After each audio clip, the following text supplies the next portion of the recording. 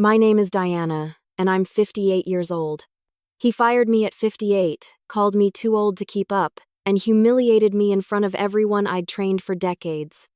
I walked out that day with nothing but rage and a promise to myself. 2 years later, I returned to that same building, not as his employee, but as the investor who bought his company.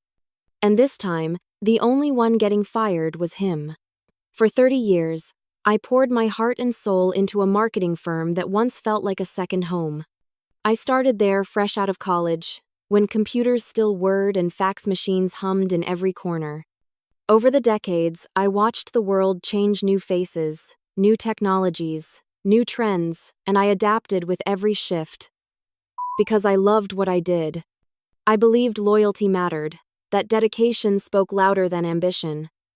I couldn't have been more wrong. When I joined the company, it was small, a handful of passionate people dreaming big. By the time I became senior marketing manager, we had grown into one of the most respected firms in the city. I trained dozens of young employees, mentored interns, even stayed late to help others prepare for presentations. It wasn't just a job, it was my life's rhythm. My name meant something in that building until Eric arrived. Eric was the kind of man who walked into a room and demanded attention without earning it. He was only 34, but already had the arrogance of someone who believed youth equaled superiority. He became our new CEO after the board pushed for a modern, dynamic leader. From the first day, I sensed the shift. The warmth in the office turned cold. Eric smiled like a salesman, not a leader. He'd flash those perfect teeth and talk about innovation, but behind the charm, there was condescension. During our first meeting together, he interrupted me mid-sentence. "That's a very traditional approach, Diana," he said, in that polished, patronizing tone. "We need fresh ideas, something more millennial." The room laughed nervously, and I forced a smile. But inside, I felt my decades of experience shrink to dust. From that day on, I became invisible. Every presentation I made, he'd find a way to twist it. When my campaign boosted client engagement, he rephrased my report and presented it as his. When I suggested mentoring the junior staff, he called it inefficient use of senior time. Each week, another piece of my authority chipped away. I tried to keep up. I enrolled in online digital marketing courses at night, learning about social algorithms and analytics just to prove I could still contribute. But every time I shared something new, Eric dismissed it with that smug grin. "You don't have to pretend to be one of them, Diana," he'd say. "You've had your run. Let the new generation take the lead." The irony was cruel. I was helping his team fix problems he didn't even understand. I watched younger colleagues I'd trained suddenly become his favorites, parroting his words, chasing his approval. They stopped meeting my eyes in the hallway, afraid to be associated with someone outdated. The final blow came at the company's annual conference. It was my project, a major campaign that had saved a high-profile client relationship. I spent weeks preparing the presentation, rehearsing every word. When the day arrived, Eric introduced the campaign as his personal strategy, claiming he had guided his team to success. My team, my work, my years of expertise erased in one sentence. I sat there in the front row, my heart sinking as applause filled the room for him. Afterward, I confronted him quietly backstage. "You know that was my project," I said, keeping my voice calm. He looked at me, expressionless, and replied, "Perception is everything, Diana. You can't keep living in the past." Then he turned away, leaving me standing there, the noise of celebration echoing behind him. A week later, HR called me in for a performance review. They spoke in that rehearsed, polite tone, telling me the board had concerns about my adaptability. The words were sharp and rehearsed clearly Eric's script. They offered me early retirement with dignity. I wanted to fight, but I realized the decision had already been made. That afternoon, I packed up my desk. 30 years of my life fit into one small cardboard box, a framed photo of my team, a coffee mug my daughter gave me, and a faded plaque recognizing my 20-year service. As I walked toward the elevator, I passed the glass office where Eric stood, watching me. He didn't look away. When the elevator doors opened, he called out with that same chilling smirk, "You were never built for this era." I turned my head slightly but didn't answer. I didn't need to. Because somewhere deep inside the ache and humiliation, something hardened, not hatred, but resolve. As the elevator doors slid shut, I whispered to myself, "We'll see about that." And in that silent promise, my revenge began. The morning after I left the company, I woke up without an alarm for the first time in decades. The silence felt heavy, not peaceful. I sat at my kitchen table, staring at the same cup of coffee that had long been part of my morning ritual. But now it tasted bitter. My hands trembled slightly as I opened my laptop, habitually checking my email, knowing there would be nothing there. No meeting invites, no campaign updates, no to-do lists waiting for my approval. Just emptiness. I realized that somewhere along the way, my job had become my identity, and without it, I didn't quite know who I was anymore. The days blurred together. I tried to distract myself with house chores, reading, even gardening, but every moment carried the echo of that boardroom humiliation. The walls of my home, once comforting, felt suffocating. I started avoiding calls from old colleagues. I didn't want to hear their pity. Even my daughter, Renee, began to worry. She visited often, bringing meals and gentle smiles, trying to lift my spirits. "Mom, you gave them too much power," she said one evening while helping me clean the kitchen. "You let them define your worth. Maybe it's time you do something for yourself now." Her words lingered, but I wasn't ready to accept them. I had spent 30 years climbing that ladder, and in a single moment, it had crumbled beneath me. How could I start again at 58? What could I possibly do that mattered anymore? One afternoon, Renee handed me a flyer she'd picked up at a local cafe. It was for a Women in Entrepreneurship workshop hosted at a community center downtown. I almost laughed at the idea. Entrepreneurship? Me? I had always worked for others, not as one of those fearless, risk-taking types. Still, I agreed to attend, partly to humor her, partly because I needed a reason to leave the house. The workshop was nothing like I expected. The room buzzed with energy, filled with women of all ages sharing stories of resilience. Some were starting bakeries, others tech startups, and a few had reinvented themselves entirely after retirement. I listened quietly, feeling both inspired and painfully out of place. Toward the end, a woman named Harper took the stage. She was in her early 60s, poised, confident, with an aura of quiet authority. "I spent 40 years as a CFO," she began. "And after retiring, I thought my story was over. But then I realized experience is capital. If you can't work for your dream anymore, you can fund someone else's." Her words hit me like a jolt. She spoke about angel investing, the idea of supporting small businesses in exchange for equity. It wasn't charity, it was strategy. The concept fascinated me, though it sounded intimidating. Numbers, valuations, risk assessments, all things I dealt with indirectly, but never from an investor's seat. Still, something inside me stirred for the first time in months. After the session, I introduced myself to Harper. She was warm but direct, the kind of woman who could read people in seconds. "You've got that look," she said, studying me.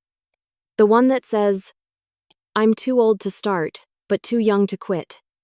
I smiled weakly. "Something like that." She handed me her card. "Come to my next seminar. I think you'll find your footing again." The following week, I attended. Then the next. Harper's sessions were a mix of mentorship and strategy. She talked about leverage, patience, and power, not the kind that came from authority, but from ownership. She broke down financial concepts with ease, making them accessible. "The game hasn't changed," she told us once. "Only the players have. Learn the rules and you can win just as well as they do." At first, I hesitated to dive in. The fear of losing money gnawed at me. But Harper insisted that small, smart moves were the key. "Start where you stand," she said. "You've got more resources than you think." So, I began with something familiar. Years ago, I'd received company stock options as part of my retirement package. I sold a portion and used that modest sum to invest in a small bakery run by two sisters trying to expand. It wasn't a glamorous deal, but it felt right. I spent weeks researching, learning the terms, and staying in touch with them as they built their dream. When their business began turning a profit within 6 months, I felt an unfamiliar thrill, not the pride of an employee, but the empowerment of an owner. Encouraged, I invested again, this time in a small tech startup founded by a young woman developing eco-friendly packaging solutions. Harper guided me through each step, showing me how to evaluate business models, negotiate stakes, and build networks. Every success, no matter how small, chipped away at the heaviness I'd been carrying since my dismissal. Soon, Harper and I began meeting outside of workshops. Over coffee and long conversations, she became both a mentor and a friend. She shared stories of her own setbacks, a corporate betrayal, a lost promotion, and how she turned those losses into leverage. "Revenge doesn't always need a fight," she told me one afternoon. "Sometimes, it's just about getting smarter than the person who tried to break you." Under her guidance, I started to feel a spark I hadn't felt in years: purpose. I was learning, growing, and finally steering my own path instead of being at someone else's mercy. I even began mentoring younger women in the workshops, sharing my corporate lessons and helping them avoid the traps I'd fallen into. It felt poetic, almost healing. Then one evening, Harper invited me over to her apartment for wine and what she called a little business gossip. She had her laptop open when I arrived, a half smile playing on her lips. "I think you'll want to see this," she said, turning the screen toward me. On it was a business news article. The headline read, "Brightmark Agency faces major financial trouble amid leadership failures." I froze. Brightmark, my old company, Eric's company. The article detailed declining profits, investor withdrawals, and rumors of internal dysfunction. It painted a picture of a sinking ship, led by none other than the man who had once told me I didn't belong. I felt a rush of emotions: shock, vindication, disbelief, all tangled together. Harper watched me silently, then raised her glass. "Maybe," she said, eyes gleaming with quiet satisfaction, "this is your second chance." And as our glasses clinked softly in the dim light, I felt the first pulse of something electric, not revenge yet, but the promise of it. When I read that article about Brightmark's downfall, I couldn't shake the feeling that fate had handed me a chance to rewrite the ending of my story. The same company that had thrown me away like an old file folder was now gasping for air. For days, I tried to ignore it, telling myself I was above revenge, that I had moved on. But every time I opened my laptop and saw Harper's text, "So, what's your next move?" the question lingered like a spark waiting for ignition. Harper, ever the strategist, didn't waste time. A few mornings later, she showed up at my house with her laptop, a cup of black coffee, and that unmistakable gleam in her eyes. "Let's look under the hood," she said, pulling up Brightmark's public financial reports. She guided me through the spreadsheets and filings with the precision of a surgeon. It didn't take long to see the rot beneath the glossy branding. Eric had expanded too fast, opening regional offices, hiring aggressively, and pouring money into flashy campaigns that brought little return. "He's bleeding cash," Harper said, scrolling through the numbers. "His debt-to-equity ratio is climbing. It's only a matter of time before the board panics." I stared at the figures, remembering how he used to mock me for being too cautious. He'd laughed at my insistence on gradual growth, saying I lacked vision. Now his so-called vision was sinking the company. A quiet, dangerous satisfaction crept into me. But mixed with it was fear of stepping into a world far larger than anything I'd handled before. "I'm not sure I can play at this level," I admitted, leaning back in my chair. "These are million-dollar deals, Harper. I was good in marketing, not high finance." She looked at me over her glasses, unamused. "Don't underestimate yourself, Diana. You understand business better than most people in this game. You know how companies breathe and when they start suffocating. That's more valuable than any spreadsheet." Her confidence steadied me. For the first time, I began to imagine what it would feel like to walk back into that world not as an employee begging for validation, but as someone with power, someone who could make decisions that mattered. Within a week, Harper arranged for us to meet with a few members of her investment network, people who specialized in rescuing troubled companies for profit. They were sharp, polished individuals who spoke in terms like capital infusion, leverage buyout, and strategic restructuring. I listened carefully. The idea was simple. Brightmark needed money to survive, and if we positioned ourselves right, we could become the saviors they had to bow to. Still, I needed proof that the collapse was real. Harper suggested attending an upcoming investor meeting where Eric himself would be pitching for funding. The thought of seeing him again made my stomach twist. I hadn't been in the same room with him since the day he'd humiliated me. But the more I thought about it, the more it felt like a test, a way to see how much power I had taken back. The meeting was held at a downtown hotel, the kind of place where deals are born and empires quietly crumble. I arrived dressed in neutral tones, hair tied back, using my middle name on the registration badge D. Sullivan. I doubted anyone would connect the dots. People rarely remember those they think they've outgrown. Harper greeted me in the lobby with a reassuring smile. "Just observe," she whispered. "We're ghosts today." Inside the conference hall, the air buzzed with tension. Investors murmured, flipping through the presentation packets. Then Eric walked in. He looked different, thinner, more strained, but the same polished arrogance clung to him like a tailored suit. I felt a strange detachment watching him, as if observing a character from a story I'd already finished reading. He launched into his presentation, speaking about temporary cash flow challenges and strategic expansion opportunities. But the numbers, he told a different story. Harper and I exchanged knowing glances as he stumbled over projections and deflected questions about debt. When an investor pressed him about declining client retention, he tightened his jaw and blamed legacy inefficiencies, a phrase that made me quietly laugh under my breath. I knew what that meant. It was his polite way of referring to me, the woman who had apparently held him back.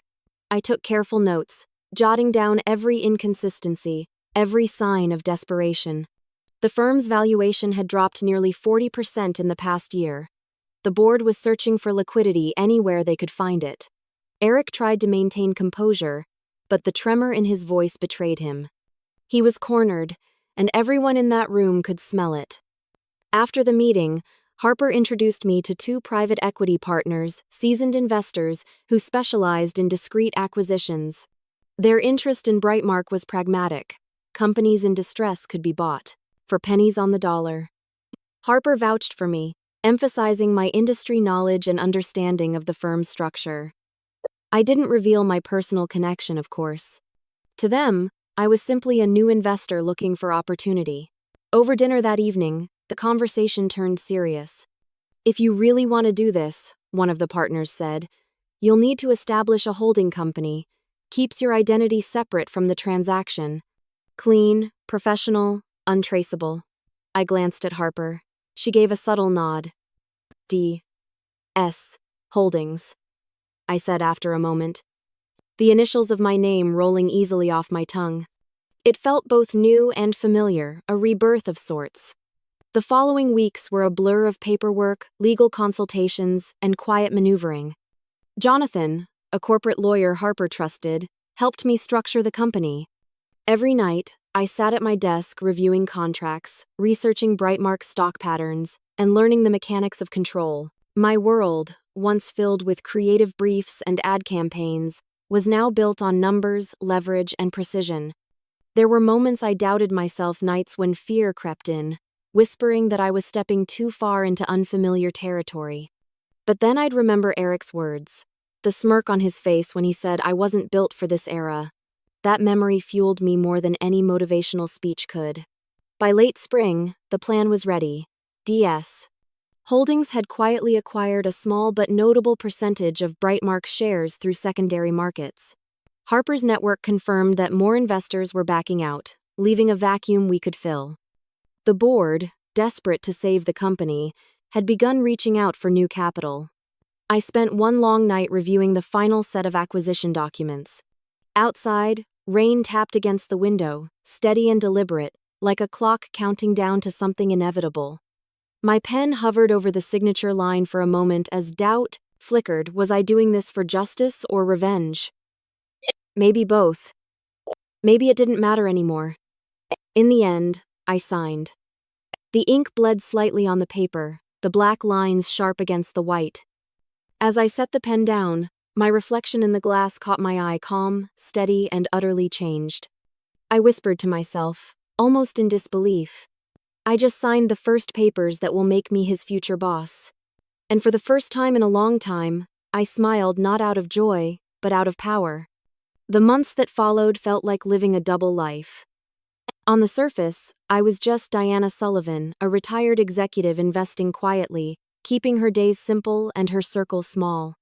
But behind that calm facade, I was D.S. Holdings, an emerging force in a world that thrived on quiet power and hidden names. Harper liked to call it corporate chess, and she was right. Every move I made needed calculation, patience, and the discipline to stay invisible. Harper's first lesson was control through silence. No noise, no attention, she said during one of our planning sessions. People can't attack what they can't see. Stay off radar, and by the time anyone notices, it'll be too late. I followed her advice religiously. My investments flowed through multiple channels: small private funds, proxy investors, and trust accounts, each piece connecting to D.S. Holdings only through thin, deliberate threads. Even the most experienced analysts would have struggled to trace them back to me. It was around that time that Harper introduced me to Jonathan Reed, a corporate lawyer whose reputation was built on discretion and precision. He had an unshakable calmness about him, the kind of man who never raised his voice yet always commanded the room. When he shook my hand, his grip was firm but measured. "Harper tells me you're planning something ambitious," he said. I nodded, trying to sound composed. "I prefer the word necessary." He smiled, slightly. "Necessary can still be ambitious. Let's make sure it's bulletproof." Jonathan became the missing piece in my strategy. He guided me through complex contracts, structured acquisitions, and legal maneuvers that allowed me to increase my stake without triggering corporate alarms. Every time I thought I understood the limits of business maneuvering, Jonathan showed me a new path, a new way to stay invisible while tightening my hold. "You're not buying a company," he told me once over coffee. "You're buying leverage. Control doesn't always come from ownership, sometimes it comes from timing." Meanwhile, Eric's leadership at Brightmark continued its freefall. Every new report that crossed Harper's desk confirmed what we'd predicted. His reckless expansion strategy had drained the company's reserves, and his refusal to cut costs was dragging them deeper into debt. His arrogance blinded him to the reality around him. Former clients were leaving, morale was collapsing, and the media had started whispering about Brightmark's unstable future.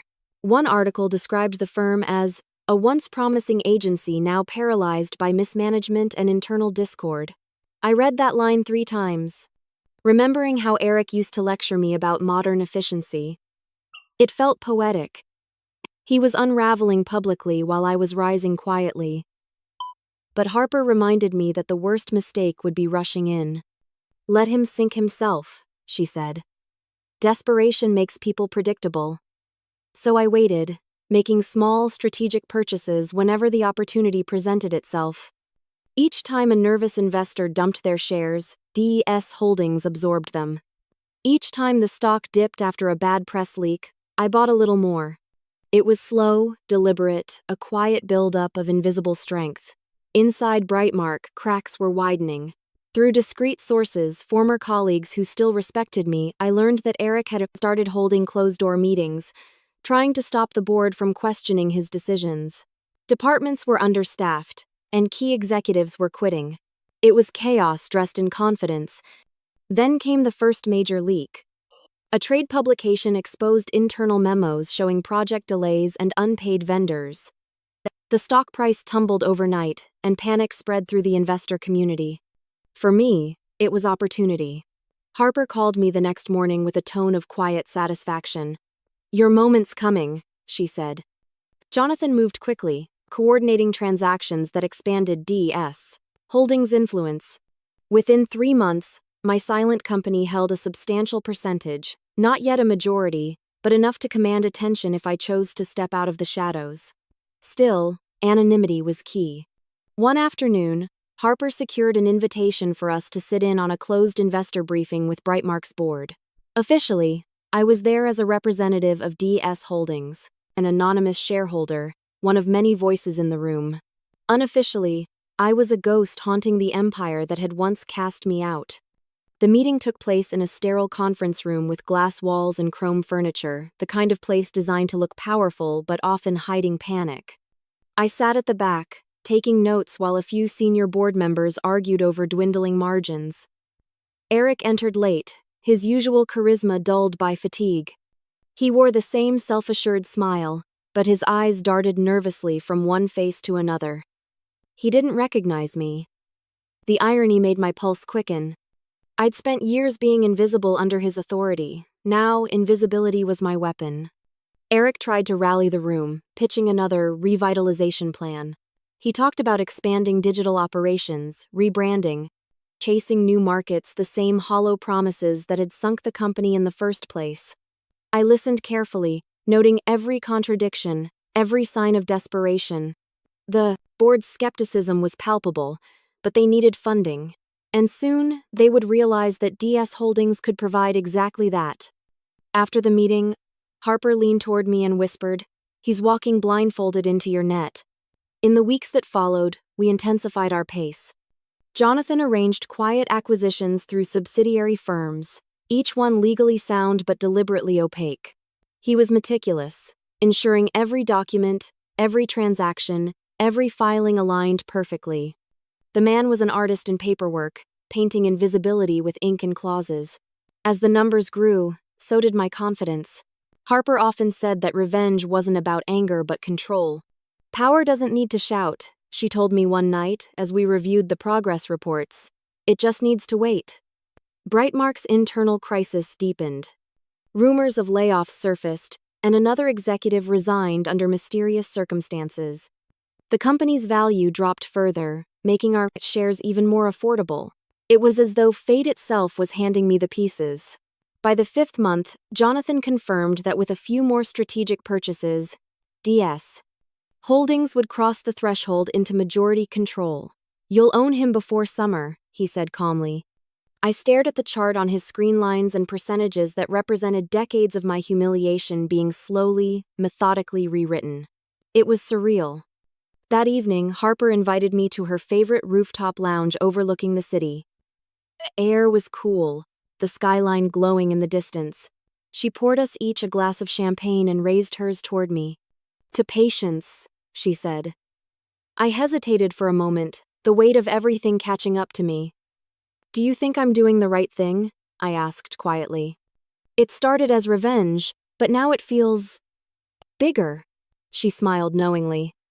"Of course it's bigger. This isn't about getting even, Diana. It's about reclaiming the story. You were erased from your own legacy, now you're writing it back." We clinked glasses softly, and as the bubbles fizzed and the city lights reflected in the glass, Harper added one final line with a grin that made my heart race. "You're not just an investor now, Diana. You're about to own him." I didn't answer. I didn't need to. The silence said everything. The morning I officially became the majority shareholder of Brightmark was oddly quiet. There was no thunderous sense of triumph, no cinematic fanfare, just the faint hum of the city outside my window and the gentle scratch of my pen signing the final document. Jonathan sat across from me, steady as always, reviewing the signatures before slipping the papers into a sleek leather folder. "That's it," he said. "DS Holdings now controls 51%. He paused for a moment, watching me carefully. "You understand what happens next?" I nodded, though my chest tightened with the weight of what this meant. For months, I had hidden behind coded filings and proxy investors. But now, the time for shadows was over. "It's time to step into the light," I said quietly. The news of the acquisition sent ripples through the market within hours. Brightmark's board scrambled to verify the identity of their mysterious majority shareholder. Eric, I imagined, must have been pacing his office, confident he'd find the same anonymous foreign investors he'd been courting. He had no idea that the person behind the curtain was the woman he'd once deemed obsolete. Jonathan and Harper worked tirelessly in the background, orchestrating every detail of what was about to unfold.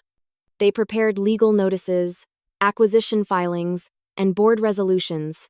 Every document was airtight, leaving no room for dispute. Harper handled the emotional side of it, the calm voice reminding me that power required composure. "You'll have one chance to say what you need to say," she warned. "Make every word count." 2 days later, an email went out to all board members. Emergency meeting. Strategic acquisition discussion. Confidential attendance required. The meeting was scheduled for 10 a.m.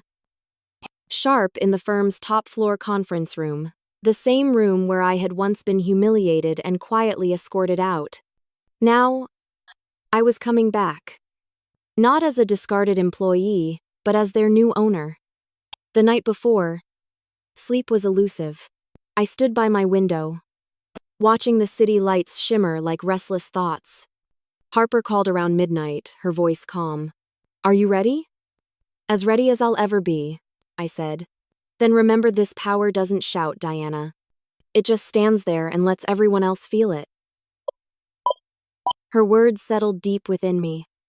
I woke early, dressed in a navy suit that exuded confidence without extravagance, and tied my hair in a low twist. No armor, no pretension, just quiet authority.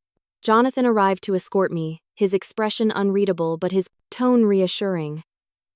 "Once the meeting starts, you'll let them speak first.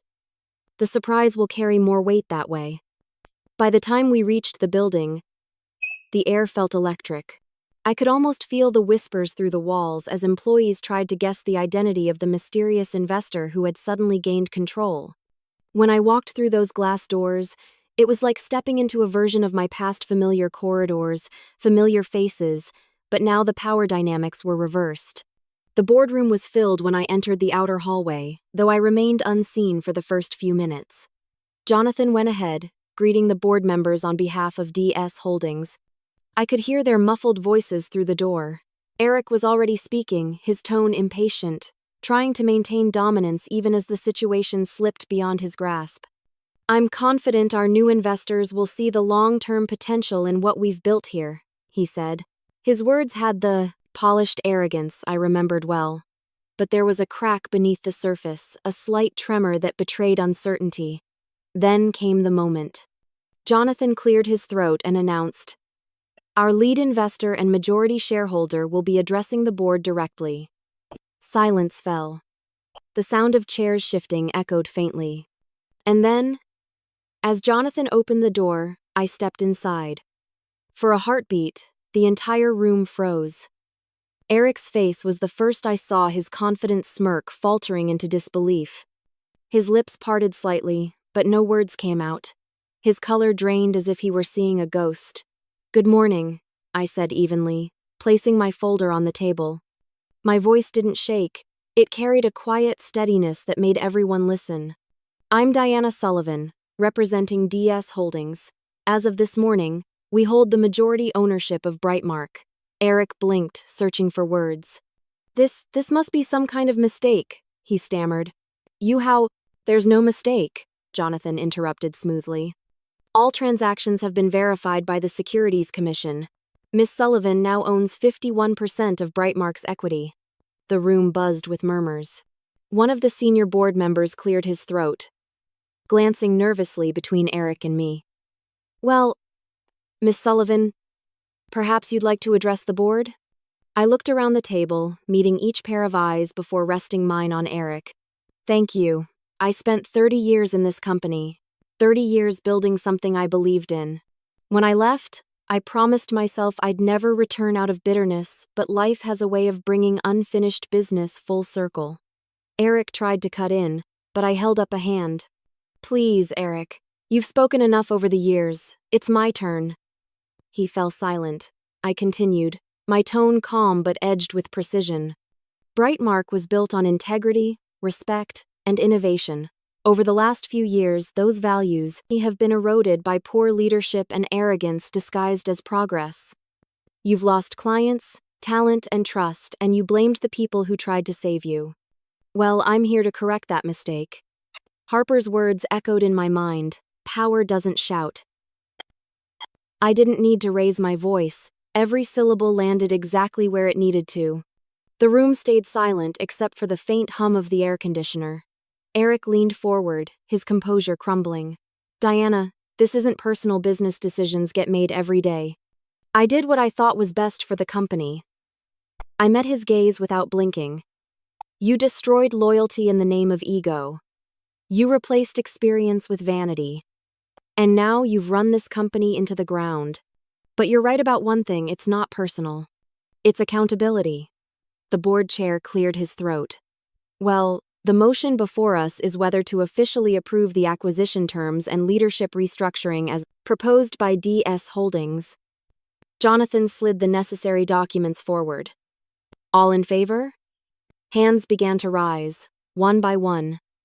Some hesitated, but most seemed relieved.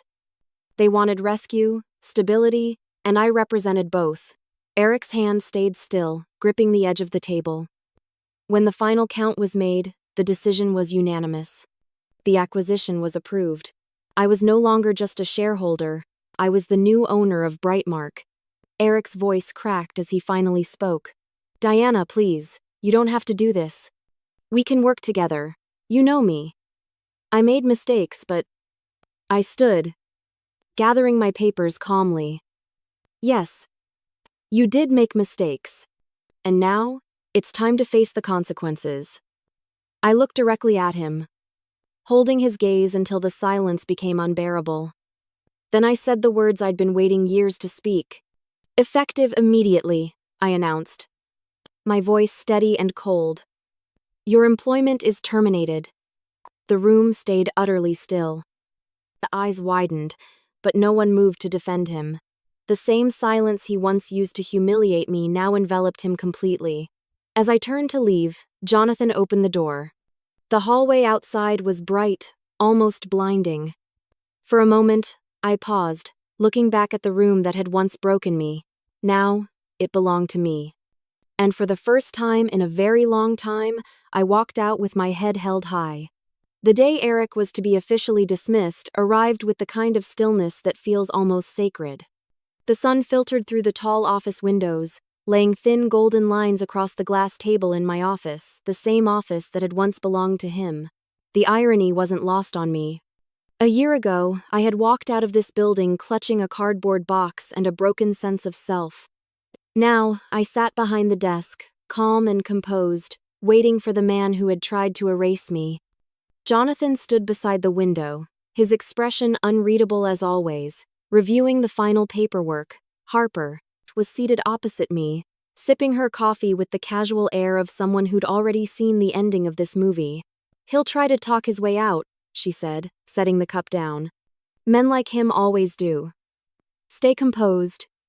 Keep it professional, and don't let him bait you into emotion.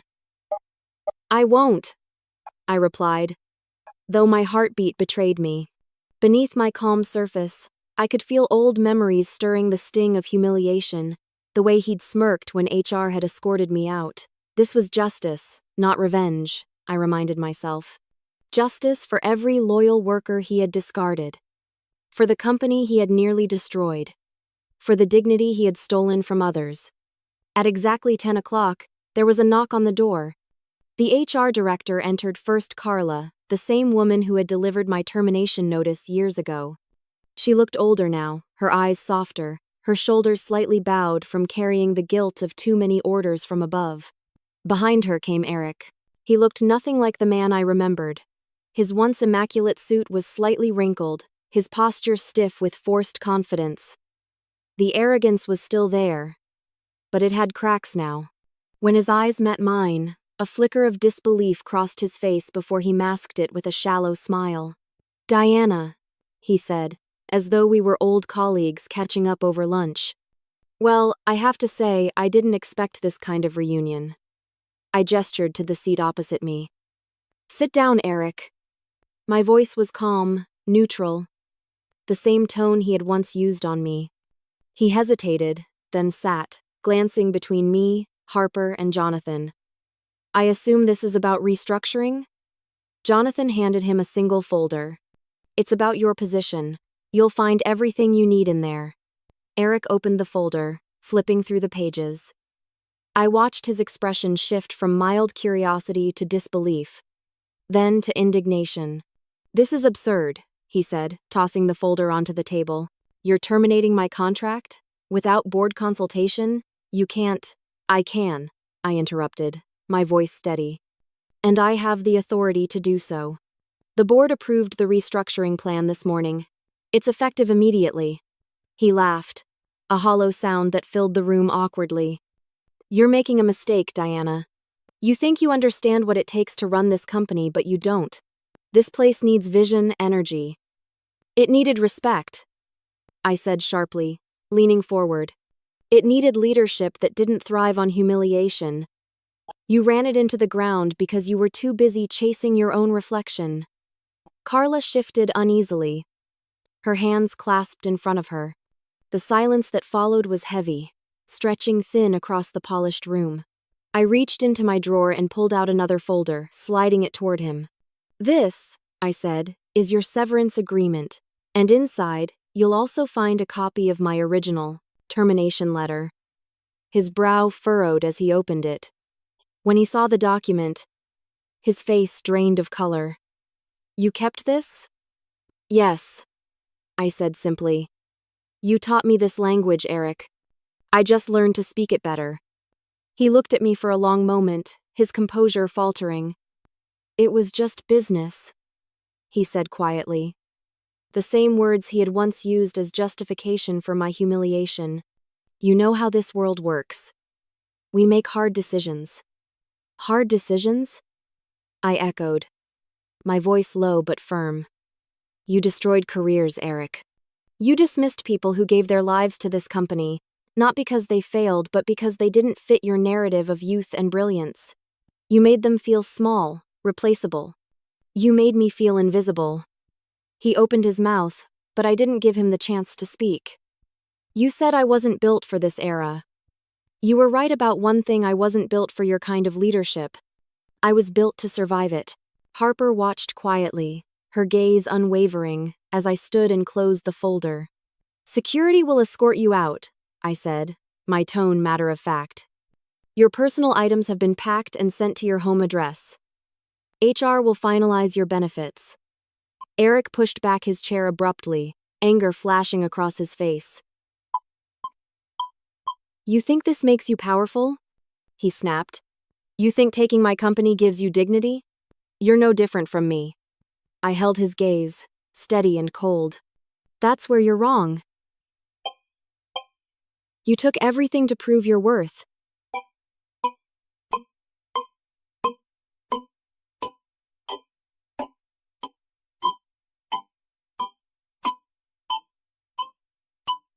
I built everything to remember mine.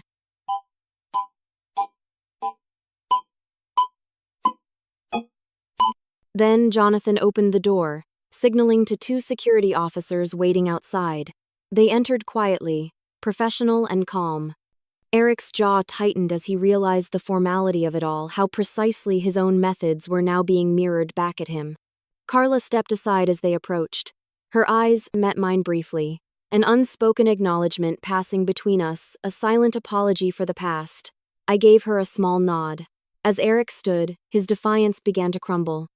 The weight of the moment pressed down on him, and for the first time I saw something in his eyes that looked like fear. As the officers guided him toward the door, he glanced around the office one last time, perhaps realizing it was truly over. Outside in the hallway, a few employees had gathered, drawn by the tension.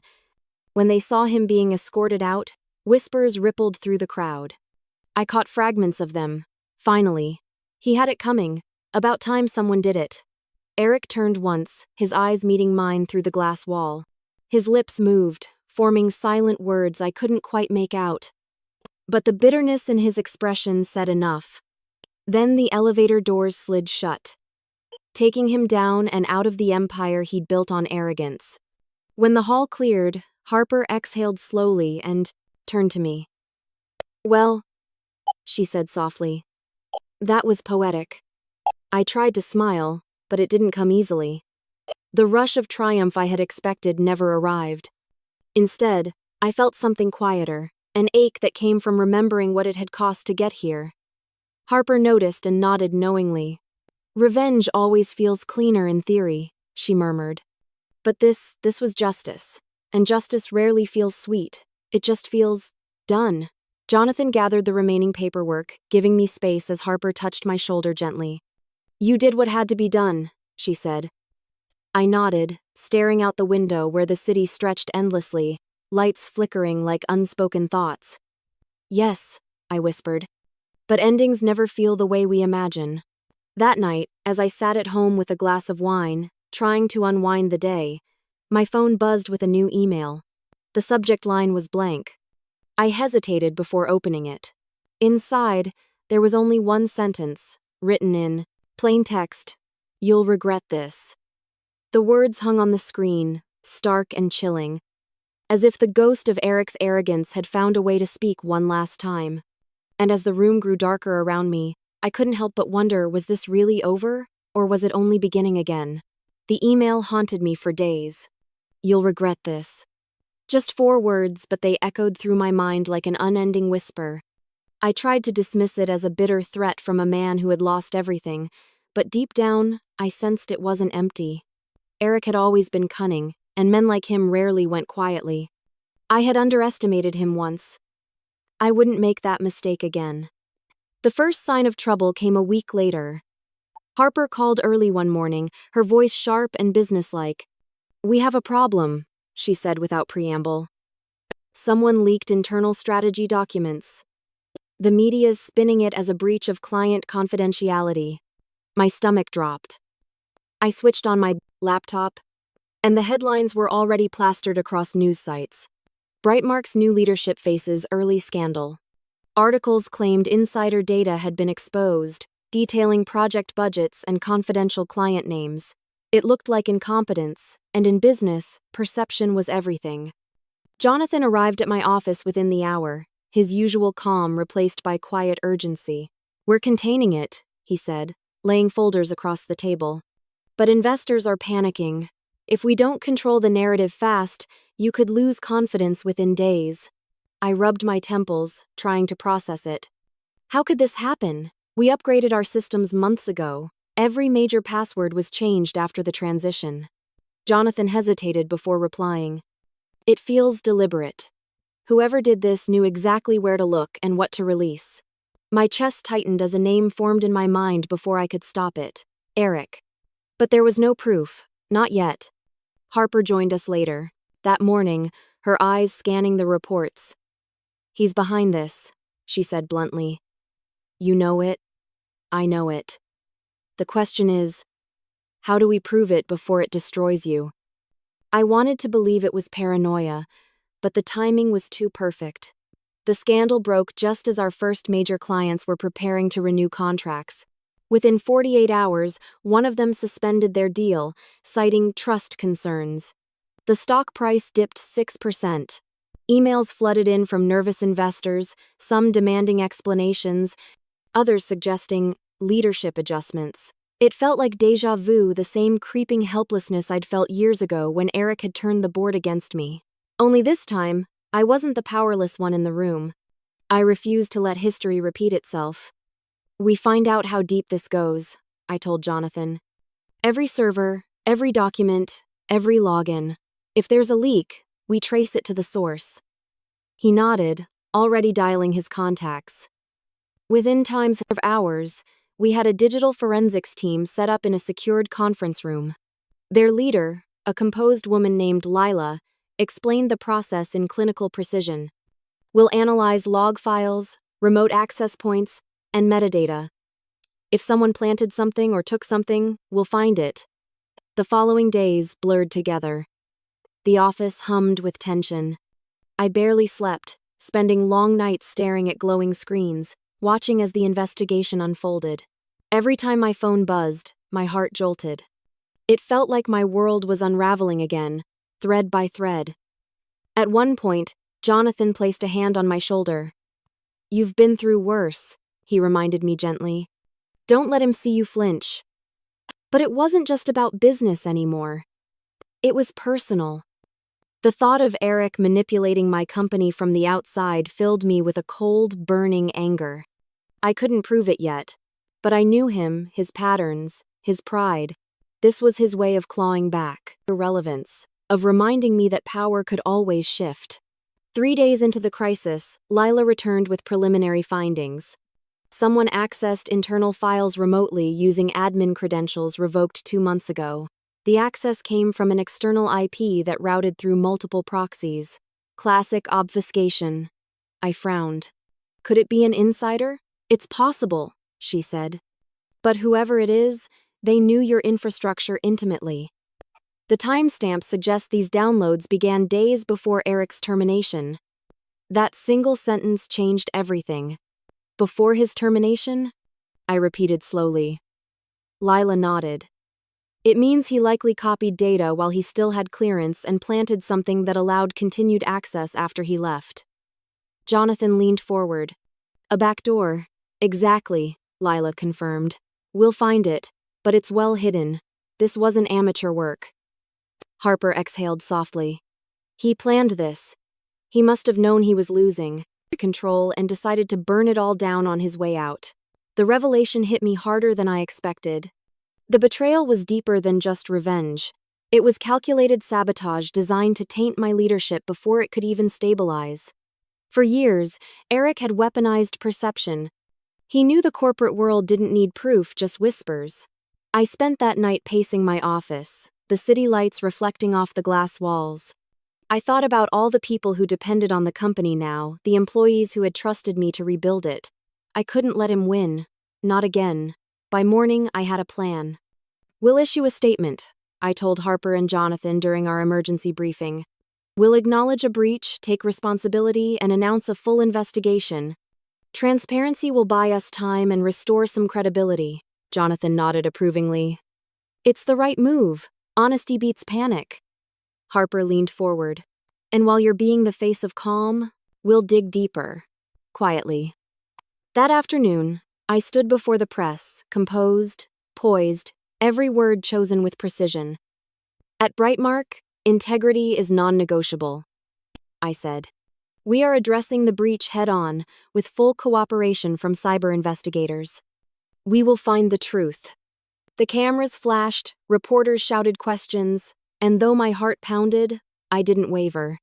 It was strange how familiar it felt standing in front of judgment, only this time, I was in control of the narrative. Behind the scenes, Lila's team worked around the clock. Days turned into nights filled with code analyses, traced connections, and encrypted logs. Then, one evening, she called an emergency meeting. Her expression was unreadable, but her tone carried gravity. We found something, she began. The data leak didn't just come from one source. There's a network of fake consultancy Eric set up months before his termination. He used it to funnel client information and internal reports to media contacts. Jonathan's jaw tightened. So the consultancy's a front? Exactly. And it's not just about leaks.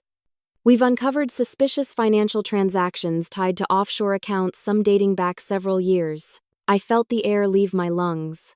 He's not just sabotaging us, I said slowly. He's covering up something bigger. Lila nodded. We can't be certain yet. But if these transactions are what we think they are, this goes beyond defamation. It could be fraud, millions diverted under shell companies. Harper leaned back in her chair, a grim satisfaction in her eyes. Looks like our friend left more skeletons behind than we thought. I stared at the files laid out before me, my pulse quickening as realization sank in. Eric hadn't just tried to ruin my reputation, he'd left a trail that could destroy himself completely. My phone buzzed just then, breaking the silence. It was Lila's lead analyst calling. From the field team, I answered, expecting another update, but his voice was urgent. Miss Sullivan, he said, we've gone through Eric's servers and communication archives. You might want to sit down for this. I exchanged a wary glance with Jonathan and Harper. What did you find? There was a pause on the line, followed by a weight in his tone that made my heart sink. "We found something much bigger than sabotage." The words hung in the air like a storm about to break. The moment Lila's analyst said those words, "something much bigger than sabotage," I knew this wasn't just about revenge anymore. The game had changed. What started as Eric's attempt to destroy my credibility had unearthed something deeper, darker, and far more dangerous than either of us could have imagined. The following morning, I met with Lila, Jonathan, and Harper in the conference room. The air was heavy with anticipation. Lila projected a series of documents on the screen bank: transfers, shell corporations, offshore accounts spread across the Caribbean, and consulting fees that made no logical sense. "This," she said, pointing to one of the entries, "is where it begins." Eric funneled company funds into a fake consultancy he created under the guise of market research. From there, the money was wired to offshore accounts, disguised as international vendor payments. Jonathan leaned forward, his voice low. "How much are we talking about?" Lila hesitated. "At least $12 million, possibly more, depending on how far back it goes." The room fell silent. I stared at the figures, unable to look away. It wasn't just greed, it was betrayal on a scale that went beyond ego. Eric hadn't simply mismanaged the company, he had stolen from it while pretending to lead it. Harper broke the silence. "He was bleeding the company dry long before you took over. No wonder he pushed so hard for expansion. He needed constant cash flow to keep his fraud hidden." Jonathan crossed his arms, processing the information. "We'll need to proceed carefully. If we go public too soon, he could spin the story or disappear before law enforcement catches up. We need evidence, airtight and irrefutable." I nodded slowly, forcing my thoughts into order. "Then that's exactly what we'll get." For the next week, our lives revolved around building the case. Lila's team dove deeper into the digital forensics, pulling metadata from archived servers and reconstructing financial trails Eric thought he had buried. The findings were damning. He had created at least 3 fake companies, each with fabricated invoices and falsified signatures. Some payments even bore my digital approval, obviously forged. He had used my credibility as camouflage. I felt a familiar anger rising, not the fiery kind that demanded revenge, but a colder, steadier fury, the kind that fuels justice.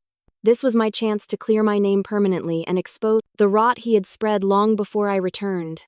Jonathan coordinated with federal investigators discreetly, arranging encrypted transfers of the files and holding multiple late-night calls with financial crime specialists. He was methodical, ensuring everything was documented and time-stamped. "We'll hand them a case so solid he won't see daylight for years," he said. Harper, always the strategist, focused on timing. "If this leaks before we're ready, the company's stock will tank again. We can't afford another panic. We go public only when the authorities are ready to make an arrest." I agreed. "No noise until it's unshakable. When it breaks, it needs to bury him, not us." During those tense weeks, the office transformed. Rumors of something big circulated, but no one knew the truth. My employees sensed the shift in my demeanor, more focused, more resolute. I could see it in their eyes when they passed me in the hallways. Trust, belief, even pride. The woman who had once been cast out was now leading them through a storm. Finally, one evening near midnight, Jonathan called with the words I had been waiting for. "It's done," he said. "The federal investigators are ready. The evidence is verified and the arrest warrant has been issued." I felt the tension I'd carried for months begin to unravel. "When?" "Tomorrow morning," he replied. He won't see it coming. True to his word, by mid-morning the next day, headlines exploded across the business world. Former Brightmark CEO arrested for multi-million-dollar fraud scheme. The articles detailed years of embezzlement, money laundering, and falsified accounting. The same media outlets that had once questioned my competence were now broadcasting my vindication. Eric had been taken into custody at his new consulting office, the same shell company he had used to sabotage me. When the news broke, the entire office erupted. Employees gathered in small groups, whispering, reading aloud from their phones, disbelief turning to applause. Someone even popped a bottle of champagne in the break room. Harper walked into my office with a grin I hadn't seen in months. "Well," she said, holding up her phone with the headline flashing across it, "I'd say the universe has an excellent sense of irony."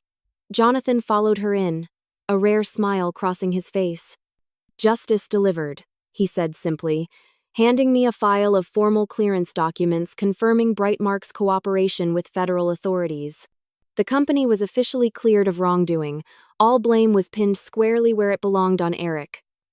I should have felt triumphant, but instead, what washed over me was relief. The kind that settles deep in the bones. For the first time in years, my name was clean. That afternoon, we held a company-wide meeting in the atrium. Employees filled the space, their faces reflecting everything from exhaustion to hope. I stood before them, not as a victim of circumstance, but as a leader who had survived the worst and rebuilt. "I know the past months have tested your trust," I began, my voice steady but heartfelt. "But Brightmark's strength was never in one person. It was in all of you, the people who stayed, who believed, who worked through chaos to restore integrity to this place. What happened was a betrayal of every one of us, but it also reminded me of something powerful. Honesty endures, even when arrogance burns." There was a brief silence before the applause began, genuine, thunderous, and deeply human. I felt my throat tighten. Not from pride, but from gratitude. Harper stood in the back, nodding slowly, her eyes glistening with something close to pride. In the weeks that followed, we focused on renewal. I ordered a full internal audit of all departments, established a transparency committee, and introduced ethical review boards for major projects. For the first time in years, the company operated with openness rather than fear. Employees felt valued again, empowered to speak, to lead, to trust. Brightmark's reputation began to recover faster than anyone anticipated. The stock price stabilized, investors returned, and old clients who had once walked away now reached out again. We had not only survived, we had evolved. One evening, long after the office had emptied, I stood by the window of my new corner office, the same one Eric used to occupy. The city glowed beneath me, alive and indifferent. I thought of everything it had taken to get here. The humiliation, the doubt, the sleepless nights, the fight to reclaim my voice. Justice had been served, yes, but it wasn't about victory anymore. It was about peace. Harper's voice echoed in my mind. "You're not just rewriting your story, you're restoring balance." I smiled faintly at the thought. In the reflection of the glass, I saw not the woman Eric had underestimated, but the one who had outlasted him. The woman who learned that silence, patience, and precision could be stronger than rage. As the city lights shimmered across my reflection, I whispered softly to myself, "Now I rebuild not just the company, but myself." And this time, I knew I wasn't building from survival. I was building from power, wisdom, and the unbreakable truth that no one could ever make me invisible again. 6 months after the storm, the world looked different. The company that had once teetered on collapse now pulsed with renewed life. Brightmark's name, once dragged through headlines of scandal and loss, had become a symbol of transformation. The air inside the building felt lighter, the laughter of employees no longer forced. New projects thrived, partnerships blossomed, and for the first time in years, the company operated with purpose rather than fear.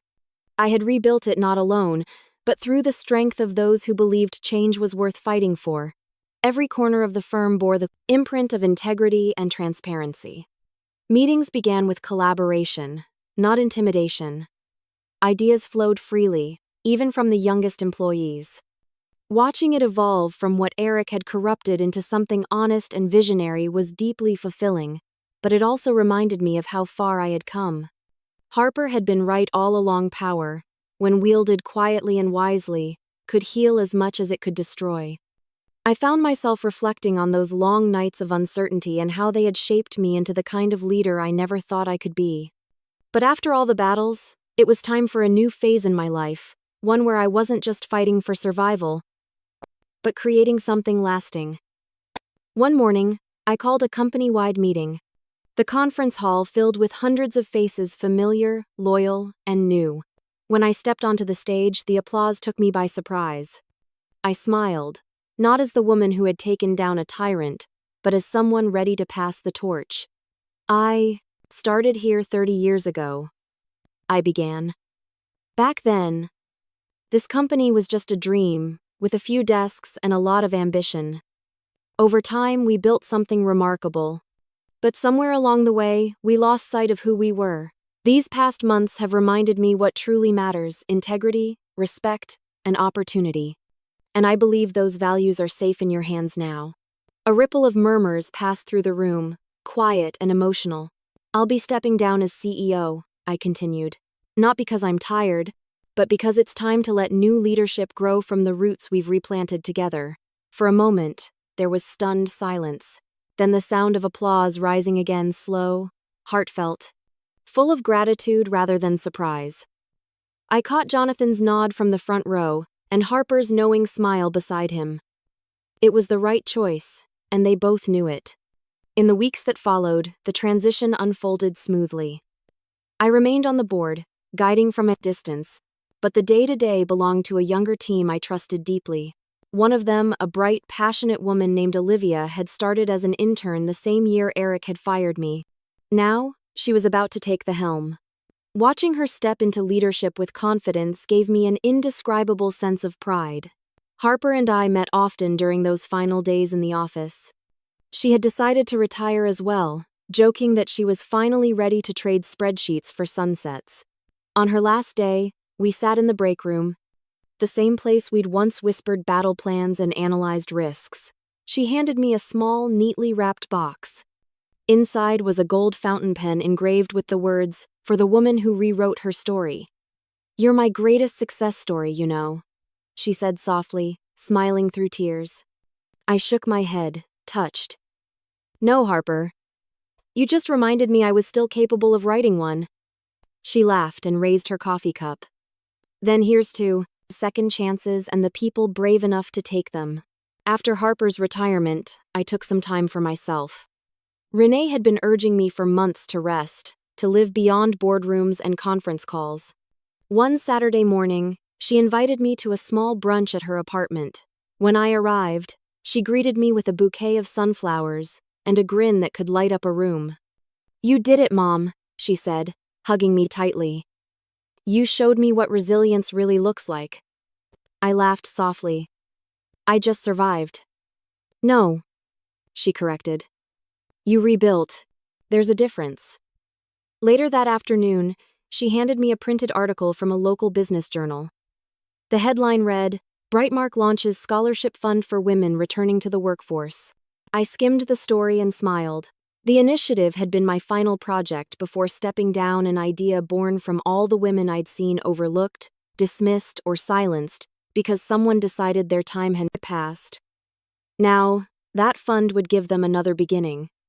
It was strange, the way loss could evolve into purpose. Losing everything, my job, my identity, my sense of worth, had forced me to rebuild not just my career, but myself. I had thought revenge would heal me, but what truly did was creation. From destruction, I had built something enduring. I began reconnecting with people from the past, those who had been wronged by Eric's arrogance. One of them, Claire, had been forced out during the same purge that ended my tenure. When I called her, she was speechless for a moment before laughing in disbelief. "I can't believe it's you," she said. "I thought you disappeared." "I almost did," I admitted. "But I'm building something new now, and I'd like you to be part of it." I offered her a leadership position in one of our partner ventures. She accepted with tears in her eyes, her voice trembling with gratitude. "You have no idea what this means to me, Diana," she said. But I did know because I'd been there once, holding a cardboard box, feeling like my world had ended. Weeks later, news came that Eric had been sentenced. 12 years in federal prison for fraud, embezzlement, and obstruction. The media covered the trial exhaustively, dissecting every detail of his downfall. Reporters called for comments, but I refused interviews. I didn't need to say anything. His silence now spoke louder than any statement I could give. When I heard the final verdict, I didn't feel joy or triumph, just closure. I poured a glass of wine that evening, sat by the window, and watched the city lights flicker like tiny beacons. I thought of him, not with hatred, but with a strange kind of gratitude. He had ended my old life, yes, but he had also unknowingly forced me to build a stronger one. In the months that followed, I began hosting mentorship circles for women in business, small gatherings where I shared not just strategies, but scars. I told them about failure, about being underestimated, about the art of rebuilding with grace. They listened, wide-eyed, not to the story of revenge, but to the story of renewal. One evening, after one of those sessions, I walked through the quiet corridors of Brightmark one last time. The walls no longer echoed with tension, only with the soft rhythm of a company that had found peace. I stopped outside the office door that once bore Eric's name, now replaced with Olivia's. The sight made me smile. It felt symbolic, a closing circle, a story that had finally completed itself. I made my way to the window overlooking the city, the same view I'd once stared at in despair. The skyline stretched endlessly, a mosaic of light and movement. My reflection in the glass looked calm, older, wiser. I whispered, more to myself than to anyone else. He took my career, but I built an empire. And that's the kind of revenge that lasts forever. And with that, I turned away not from the past, but toward everything that was still ahead. In the end, I realized revenge was never about destroying him. It was about rebuilding myself. He tried to take my purpose, but instead, he handed me the fire to create something greater. I didn't just win back my dignity, I built a legacy that no one can take away. Sometimes life has a cruel way of teaching strength, but those who rise from ruin rise unshakable. He ended my career, yes, but I turned his ending into my beginning. If my story moved you, don't let it end here. Share it with someone who needs to be reminded that it's never too late to rise again. Your support helps stories like mine find the people who need them most. And before you go, tell me one thing. If you were in my place, would you have forgiven him, or done exactly what I did?